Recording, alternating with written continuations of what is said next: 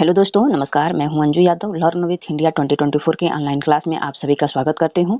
दोस्तों, वर्तमान समय में हम लोग बीपीएससी टीआरई 3 और 4 को टारगेट करके जीके और जीएस के प्रश्नों को देख रहे हैं। ये प्रश्न एनसीईआरटी और एससीईआरटी आधारित प्रश्न है और इस चैनल पर कंप्लीट जीके जीएस का कोर्स कराया जा रहा है। आप लोग उससे जुड़ करके जिस भी परीक्षा की तैयारी कर रहे हैं, जहाँ पर भी जीके जीएस के प्रश्न आते हैं, जुड़ करके आप लोग अपने पढ़ाई को उधार दे सकते हैं। वर्तमान समय में हम लोग कंप्लीट ज्योग्राफी को देख रहे हैं। ये प्रश्न जो है तैयार की हूँ पीआरटी 6 to 8 और टीजीटी पीजीटी, जहाँ पर जीएस के रूप में ज्योग्राफी पूछी जाती है। एस्टेट पेपर 1 जहाँ पर सब्जेक्ट के रूप में ज्योग्राफी पूछी जाती है और सीटेट पेपर 2 जहाँ पर एसएसटी के रूप में सब्जेक्ट के रूप में एसएसटी पूछी जाती है। उन सभी परीक्षाओं के लिए अत्यंत महत्वपूर्ण है। और इन परीक्षाओं के अलावा वनडे एग्जाम जितना हुआ, जहाँ पर जीके जीएस के प्रश्न पूछे जाते हैं, जैसे UP police, SSC CGL, SSC MTS, जहाँ भी जीके जीएस के प्रश्न पूछे जाते हैं, उन सभी परीक्षाओं के लिए अत्यंत महत्वपूर्ण है।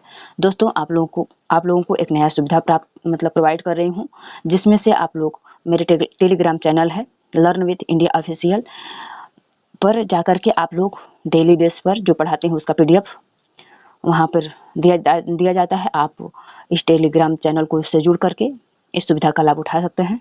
दोस्तों, जो भूगोल हम लोग पढ़ रहे हैं, इसको मैं कंप्लीट कवर करने की बात कही थी। भारत का भूगोल, सौरमंडल, अक्षांश देशांतर, महाद्वीप, महासागर एवं जीव, प्राकृतिक संपदा, पर्वत, नदियाँ, पृथ्वी की संरचना, सभी सब्जेक्टों का बारी बारी से प्रैक्टिस सेट आएगा। तो हम भारत के भूगोल का प्रैक्टिस सेट दे चुकी हूँ इसका कंप्लीट। आप लोग यदि उसको देखना चाह रहे हैं तो उसका लिंक डिस्क्रिप्शन बॉक्स में दे दूंगी, वहाँ से जाकर देख लीजिएगा या मेरे चैनल पर विजिट करके देख लीजिएगा। उसके बाद आज हम लोग सौरमंडल को देखेंगे। इसी तरह करके अक्षांश रेखाएं, महाद्वीप, महासागर, प्राकृतिक संपदा, पर्वत, नदियाँ, संरचना, पृथ्वी की संरचना और जो विविध बचेगा उनका भी मिसलेनियन सभी का एमसीक्यू के रूप में कराया जाएगा। चलिए चलते हैं अपने मेन टॉपिक की तरफ। आज का पहला प्रश्न है और प्रैक्टिस सेट नंबर का 16वां प्रश्न है। आज हम लोग सौरमंडल के प्रश्नों को देखेंगे। प्रश्न दिया है, सूर्य हमें तारों की तुलना में बड़ा दिखाई देता है क्योंकि अधिक चमकीला होने के कारण, अन्य तारों की तुलना में पृथ्वी से निकटता होने के कारण, विशालता के कारण, उपरोक्त में से एक से अधिक, इनमें से कोई नहीं। तो सूर्य हमें तारों की तुलना में बड़ा दिखाई देता है क्योंकि यह अन्य तारों की तुलना में पृथ्वी से निकट है और सूर्य एक तारा है। सूर्य भी एक तारा है। प्रश्न 17 नंबर का है, ग्रह पृथ्वी की उत्पत्ति किस भाषा से हुई है? जो ग्रह शब्द है इसकी उत्पत्ति किस भाषा से हुई है? ग्रीक, अंग्रेजी, रोमन, उपरोक्त में से एक से अधिक, इनमें से कोई नहीं। तो जो ग्रह शब्द है वो ग्रीक भाषा से इसकी उत्पत्ति हुई है। ग्रह की अंग्रेजी भाषा में, ग्रह को अंग्रेजी भाषा में प्लैनेट कहते हैं, जो ग्रीक भाषा के एक प्लेनेटाई से बना है। ग्रह को इंग्लिश में प्लैनेट कहते हैं, जो ग्रीक भाषा के प्लेनेटाई शब्द से बना है, जिसका शाब्दिक अर्थ होता है चारों ओर घूमने वाला। प्रश्न नंबर 18 है, पृथ्वी से सूर्य कितने बड़ा है? पृथ्वी से सूर्य कितना गुना बड़ा है?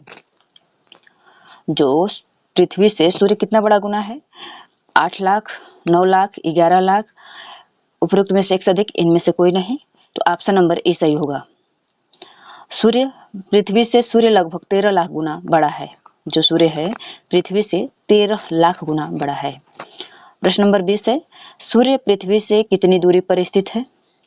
13 करोड़ किमी, 15 करोड़ किमी, 14 करोड़ किमी, उपरोक्त में से एक से अधिक, इनमें से कोई नहीं।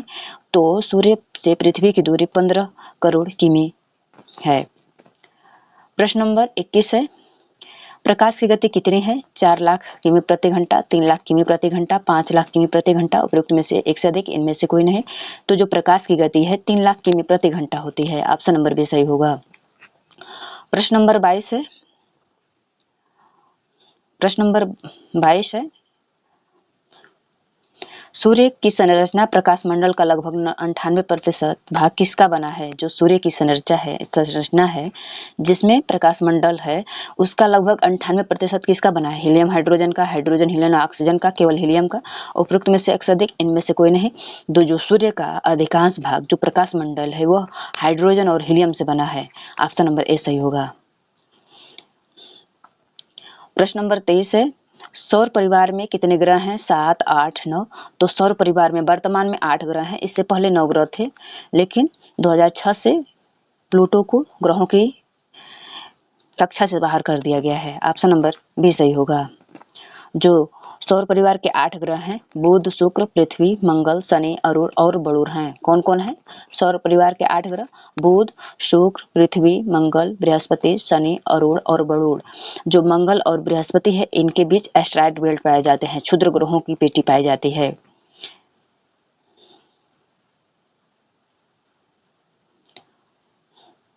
प्रश्न नंबर 24 है, सूर्य के सबसे निकट तथा सबसे दूर ग्रह कौन सा है? बुध, शुक्र, वरुण, बुध, अरुण, बुध, शनि। उपयुक्त में से एक से अधिक, इनमें से कोई नहीं। जो सूर्य है, सूर्य की मान लीजिए सूर्य है, सूर्य की निकट दूरी के हिसाब से ग्रहों का क्रम एक बार देख लीजिए। सबसे पहले बुध, उसके बाद शुक्र, पृथ्वी, मंगल, इसके बीच में क्षुद्र ग्रह पाए जाते हैं, बृहस्पति, शनि, अरुण और वरुण। कौन कौन है एक बार और देख लेते हैं। सूर्य की दूरी के हिसाब पर मान लीजिए सूर्य है, उससे सबसे नजदीक बुध है, शुक्र है, पृथ्वी है, मंगल है, बृहस्पति है, शनि है, अरुण है, वरुण है। तो सूर्य से सबसे निकट बुध हुआ और सबसे दूर वरुण हुआ। ऑप्शन नंबर ए सही होगा। सूर्य से सबसे निकट से दूर की ओर ग्रहों का क्रम बुध, शुक्र, पृथ्वी, मंगल, बृहस्पति, शनि, अरुण, वरुण है। प्रश्न नंबर 25 है, कक्ष किसे कहते हैं? कक्ष यानी ऑर्बिट किसे कहते हैं? सूर्य का चक्कर लगाने वाले ग्रहों का एक निश्चित दीर्घ वृत्ताकार पथ होता है। सूर्य का चक्कर लगाने वाला ग्रहों का अनियमित पथ होता है, अनिश्चित वृत्ताकार पथ होता है। उपयुक्त में से एक से अधिक, इनमें से कोई नहीं। कक्ष या ऑर्बिट सूर्य के चारों ओर चक्कर लगाने वाले ग्रहों का एक निश्चित वृत्ताकार पथ होता है। ऑप्शन नंबर ए सही होगा। प्रश्न नंबर 26 है, अंतर्राष्ट्रीय खगोलीय संघ कहाँ स्थित है? रोम में, बर्लिन में, प्राग में। उपयुक्त में से एक से अधिक, इनमें से कोई नहीं। तो जो अंतर्राष्ट्रीय खगोलीय संघ है वो प्राग में स्थित है। ऑप्शन नंबर सी सही होगा। प्रश्न नंबर 27 है, 24 अगस्त 2006 को किन तथ्यों के आधार पर प्लूटो को सौरमंडल से बाहर कर दिया गया था? प्लूटो की कक्षा यूरेनस की कक्षा का अतिक्रमण कर रही थी। प्लूटो की कक्षा अन्य ग्रहों की तुलना में झुकी हुई थी। ऑप्शन सी है, यह दोनों ए और बी दोनों गलत हैं। उपयुक्त में से एक से अधिक, इनमें से कोई नहीं। तो प्रश्न के हिसाब से ऑप्शन नंबर डी सही होगा, क्योंकि जो प्लूटो की कक्षा है यूरेनस की कक्षा का अतिक्रमण भी कर रही थी और प्लूटो की कक्षा अन्य ग्रहों की तुलना में झुकी हुई थी। इसलिए ऑप्शन नंबर डी सही होगा। ए और बी दोनों सही हैं।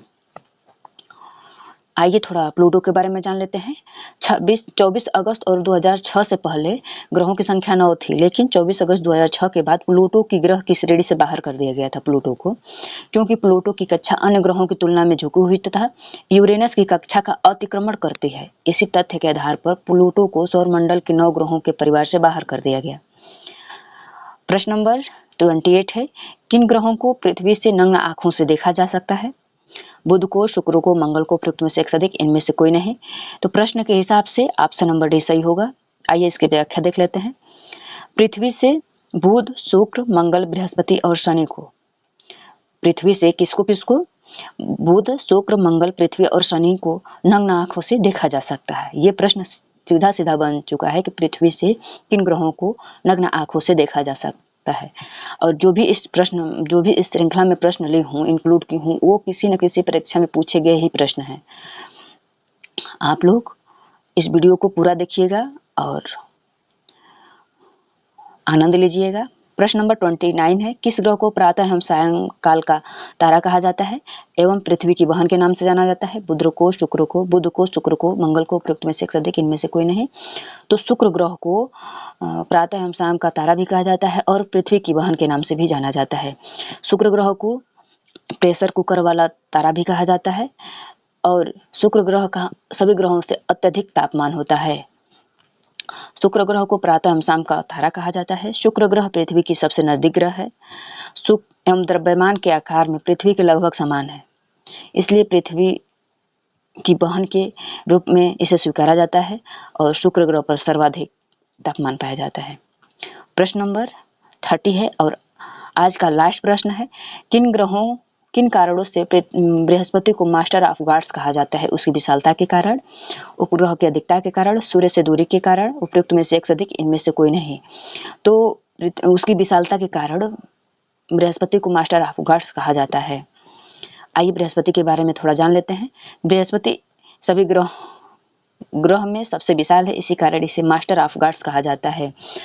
मंगल ग्रह को लाल ग्रह कहा जाता है, जबकि लाल धब्बों वाला ग्रह प्रश्न में आ जाए तो वो बृहस्पति ग्रह को कहा जाता है। बृहस्पति ग्रह मुख्यतः हाइड्रोजन और हीलियम गैसों की अधिकता पाई जाती है। ग्रह पर वर्तमान में बृहस्पति के कुल 79 प्राकृतिक उपग्रह पाए जाते हैं। दोस्तों, और सौरमंडल का पार्ट 2 भी आएगा। जो बचे ग्रह हैं उनको भी डिस्कस कर लूँगी, क्योंकि एक ही वीडियो में डिस्कस करने पर वीडियो काफ़ी लंबी हो जाएगी, इसलिए इसका पार्ट 2 भी आएगा। दोस्तों, यदि आप मेरे चैनल पर वीडियो को देख रहे हैं तो लाइक कर दीजिएगा और अपने दोस्तों में शेयर कर दीजिएगा, और इसके साथ साथ कमेंट भी करके बताइएगा कि मेरा सेशन कैसा लगा और आप लोग किस सब्जेक्ट पर और वीडियो बनवाना चाह रहे हैं। और यदि आप मेरे चैनल पर नए हैं तो आप लोगों सब्सक्राइब जरूर कर लीजिएगा। पूरा वीडियो देखने के लिए धन्यवाद।